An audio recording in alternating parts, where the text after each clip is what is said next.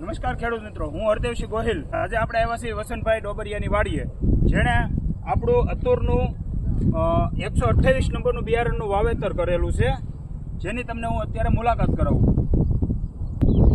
આપણે જોઈ રહ્યા છીએ કે આ અતુર આપણે 128 નંબરનું બિયારણ છે, જેની અંદર કાળી અને સફેદ ફૂગ લાગેલી હતી, જેની અંદર આપણે સ્વાલનું ડેલમાં કરીને આવે છે એને આપણે ભલામણ કરેલી હતી, જે પંપે 50 ગ્રામ નાખવાનું આવે છે અને એમની જોડે એક બીજું નાખવાનું આવે છે, જે છે નાગાર્જુનનું માસ પ્લસ, કે જે પંપે 35 ml નાખવાનું આવે છે.